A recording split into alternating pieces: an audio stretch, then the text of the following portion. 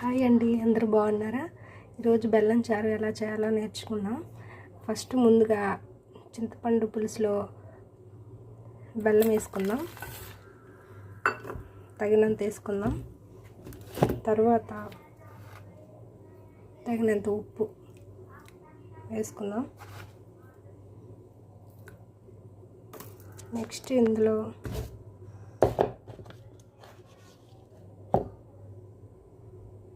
కారం తగినంత వేసుకుందాం. పసుపు కొంచెం వేసుకుందాం. ఇది బాగా మిక్స్ చేయాలి. తర్వాత స్టవ్ ఆన్ చేసుకొని 2 టేబుల్ స్పూన్స్ ఆయిల్ వేసుకొని కొంచెం తిరగమూత గింజలు వేసుకొని వేయించుకోండి ఫ్రెండ్స్. అవి వేగినాక ఆనియన్స్ వేసుకొని బాగా ఫ్రై చేసుకోండి.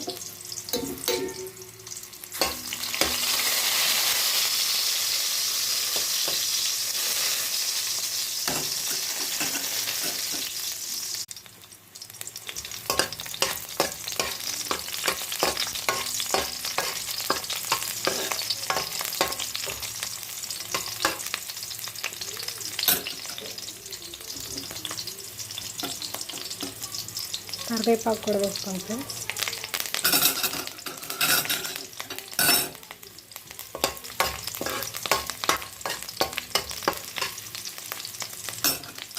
మంటను లో ఫ్లేమ్లో పెట్టుకోండి.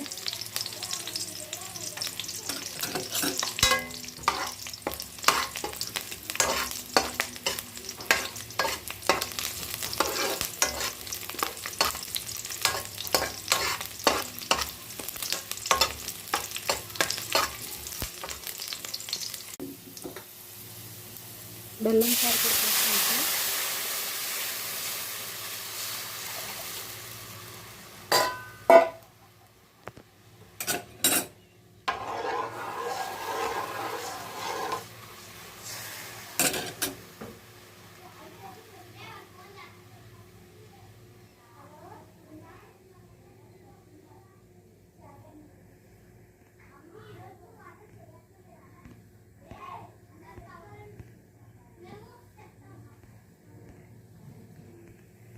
బెల్లం చారు బాగా తరిగిన తర్వాత స్టవ్ ఆఫ్ చేసుకోండి ఫ్రెండ్స్. నేను ఈ బెల్లం చారుతో పాటు పెసరపప్పు కూడా చేశాను. ఈ వేసవి కాలంలో బెల్లం చారు పెసరపప్పు చాలా చలవ చేస్తుంది. మీరు కూడా ట్రై చేయండి బెల్లం చారు పెసరపప్పు.